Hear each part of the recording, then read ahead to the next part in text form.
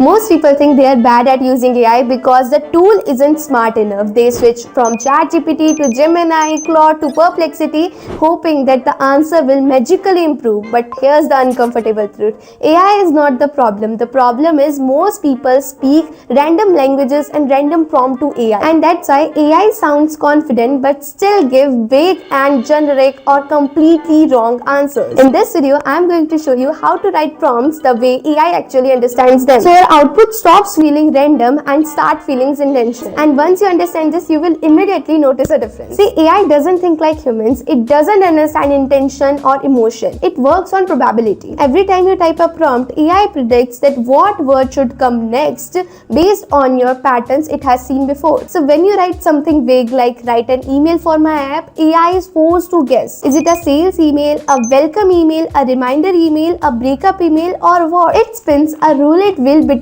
millions of patterns, and whatever comes out, it still sounds confident. And that's why inconsistent prompts gives inconsistent results. Now the fix is not longer prompts. The fix is structured prompts. And this is where everything changes. You know, high-level AI users don't talk to AI casually, they guide it. And the best way to do this is a simple but powerful structure, a 6-part prompt framework. RCTFRE. It might be sound weird, but it's really powerful. First, you define the role. You tell AI who it is. Next come context. You explain the situation so AI can understand the background. Then the task. You clearly state what you want AI to do. After that, format. You control how the output should look. The word count, the characters, the tone, the style, everything. You set boundaries so AI avoid what you don't want. And finally, examples. You show AI what good actually looks like. Most people skip this part, and that's exactly why their output feels robotic. When you combine all 6, AI stops guessing and starts following direction. Let me show you how this changes everything. Instead of saying write a marketing email for my fitness app, you say you are a fitness app founder. Users downloaded the app 2 weeks ago but haven't started a workout.